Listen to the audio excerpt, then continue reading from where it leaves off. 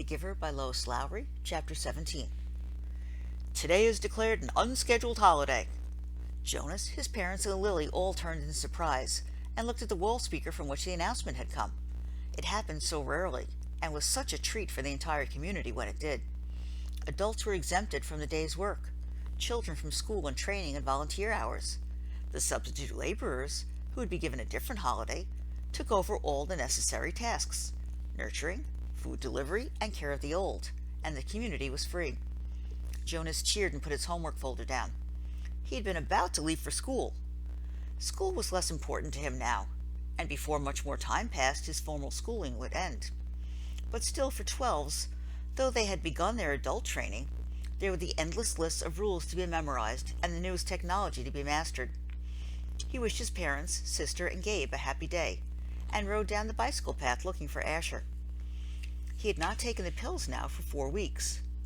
The stirrings had returned, and he felt a little guilty and embarrassed about the pleasurable dreams that came to him as he slept. But he knew he couldn't go back to the world of no feelings that he lived in for so long. And his new heightened feelings permeated a greater realm than simply his sleep. Though he knew that his failure to take the pills accounted for some of it, he thought that the feelings came also from the memories. Now he could see all the colors, and he could keep them too, so that the trees and grass and bushes stayed green in his vision. Gabriel's rosy cheeks stayed pink, even when he slept, and apples were always, always red. Now, through the memories, he had seen oceans and mountain lakes and streams that gurgled through woods, and now he saw the familiar wide river beside the path differently. He saw all of the light and color and history it contained, and carried in its slow-moving water, and he knew that there was an elsewhere from which it came, and an elsewhere to which it was going. On this unexpected casual holiday he felt happy, as he always had on holidays, but with a deeper happiness than ever before. Thinking, as he always did, about precision of language, Jonas realized it was a new depth of feeling that he was experiencing. Somehow they were not at all the same as the feelings that every evening, in every dwelling, every citizen analyzed with endless talk. "I felt angry because someone broke the play area rules," Lily had once said, making a fist with her small hand to indicate her fury. Her family, Jonas among them, had talked about the possible reasons for rule breaking, and the need for understanding and patience, until Lily's fist had relaxed and her anger was gone. But Lily had not felt anger, Jonas realized now. Shallow impatience and exasperation, that was all Lily had felt. He knew that with certainty because he now knew what anger was. Now he had in the memories experienced injustice and cruelty, and he had reacted with rage that welled up so passionately inside him that the thought of discussing it calmly at the evening meal was unthinkable. "I felt sad today," he heard his mother say, and they had comforted her. But now Jonas had experienced real sadness. He had felt grief. He knew that there were no quick comfort for emotions like this. These were deeper, and they did not need to be told. They were felt. Today he felt happiness. "Asher!" He spied his friend's bicycle leaning against a tree at the edge of the playing field. Nearby, other bikes were strewn about on the ground. On holiday, the usual rules of order could be disregarded. He skidded to a stop and dropped his own bike beside the others. "Hey, Ash!" he shouted, looking around. There seemed to be no one in the play area. "Where are you?" "Pshoo!" A child's voice coming from behind a nearby bush made the sound. "Pow! Pow! Pow!" A female 11 named Tanya staggered forward from where she had been hiding. Dramatically she clutched her stomach and stumbled about in a zigzag pattern, groaning. "You got me!" she called, and fell to the ground, grinning. Blam! Jonas, standing on the side of the playing field, recognized Asher's voice. He saw his friend aiming an imaginary weapon in his hand, dart from behind one tree to another. Blam! "You're in my line of ambush, Jonas. Watch out!" Jonas stepped back. He moved behind Asher's bike and knelt so that he was out of sight.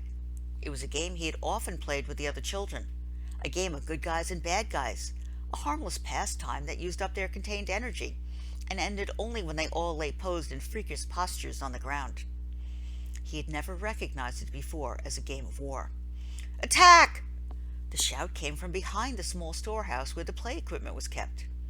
3 children dashed forward, their imaginary weapons in firing position. From the opposite side of the field came an opposing shout. Counterattack! From their hiding place, a horde of children. Jonas recognized Fiona in the group, emerged, running in a crouched position, firing across the field. Several of them stopped, grabbed their own shoulders and chests with exaggerated gestures, and pretended to be hit. They dropped to the ground and lay, suppressing giggles. Feelings surged within Jonas. He found himself walking forward into the field. "You're hit, Jonas!" Asher yelled from behind the tree. "Pow! You're hit again!" Jonas stood alone in the center of the field. Several of the children raised their heads and looked at him uneasily. The attacking army slowed, emerged from their crouched positions, and watched to see what he was doing. In his mind, Jonas saw again the face of the boy who had lain dying on a field and had begged him for water. He had a sudden choking feeling as if it were difficult to breathe. One of the children raised an imaginary rifle and made an attempt to destroy him with a firing noise. Pshoo! Then they were all silent, standing awkwardly, and the only sound was the sound of Jonas's shuddering breaths. He was struggling not to cry. Gradually, when nothing happened, nothing changed, the children looked at each other nervously and went away. He heard the sounds as they righted their bicycles and began to ride down the path that led from the field. Only Asher and Fiona remained. "What's wrong, Jonas? It was only a game," Fiona said. "You ruined it," Asher said in an irritated voice. "Don't play it any more," Jonas pleaded. "I'm the one who's training for assistant recreation director," Asher pointed out angrily. "Games aren't your area of expertise." Jonas corrected him automatically. "Whatever. You can't say what we play even if you are going to be the new receiver." Jonas looked warily at him. "I apologize for not paying you the respect you deserve," he mumbled. "Asher," Jonas said. He was trying to speak carefully and with kindness, to say exactly what he wanted to say. "You had no way of knowing this. I didn't know it myself until recently. But it's a cruel game. In the past there have—" "I said I apologize, Jonas." Jonas sighed. It was no use. Of course Asher couldn't understand. "I accept your apology, Asher," he said wearily. "Do you want to go for a ride along the river, Jonas?" Fiona asked, biting her lip with nervousness. Jonas looked at her. She was so lovely. For a fleeting instant he thought he would like nothing better than to ride peacefully along the river path, laughing and talking with his gentle female friend. But he knew that such times had been taken from him now. He shook his head. After a moment his two friends turned and went to their bikes. He watched as they rode away. Jonas trudged to the bench beside the storehouse and sat down, overwhelmed with feeling of loss. His childhood, his friendships, his carefree sense of security, all of these things seemed to be slipping away. With his new heightened feelings he was overwhelmed by sadness at the way the others had laughed and shouted, playing at war.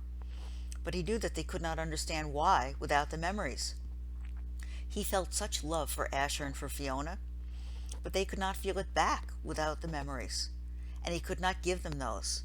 Jonas knew with certainty that he could change nothing.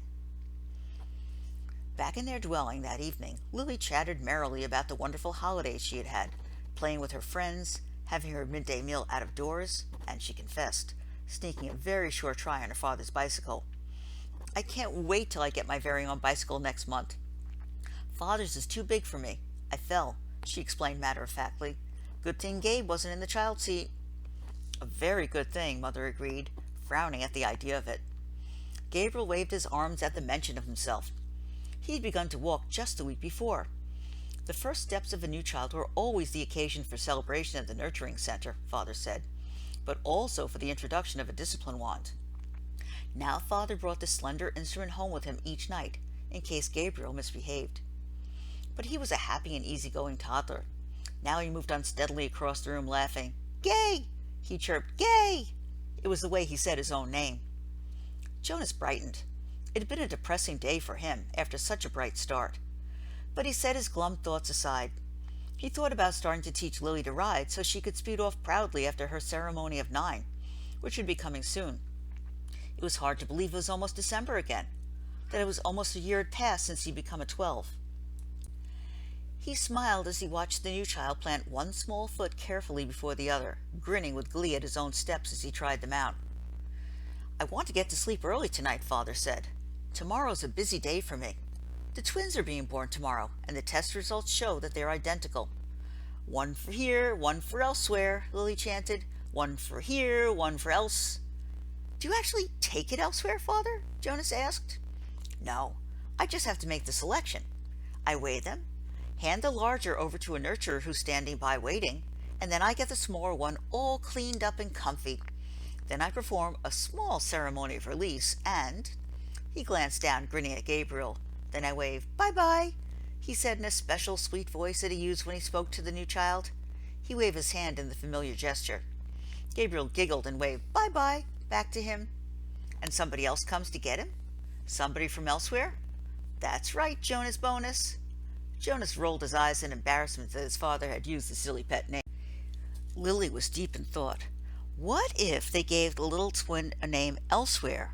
A name like, maybe Jonathan. And here in our community, at his naming, the twin that we kept here is given the name Jonathan. And then there would be two children with the same name, and they would look exactly the same. And someday, maybe when they were 6, one group of 6s would go to visit another community on a bus, and there in the other community, in the other group of 6s, would be a Jonathan, who was exactly the same as the other Jonathan.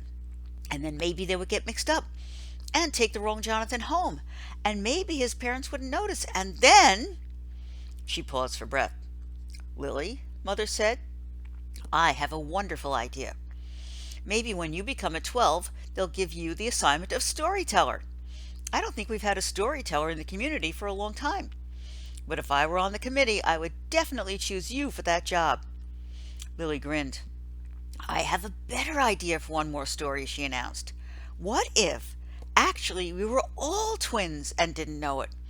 And so elsewhere there would be another Lily, and another Jonas, and another Father, and another Asher, and another Chief Elder, and another...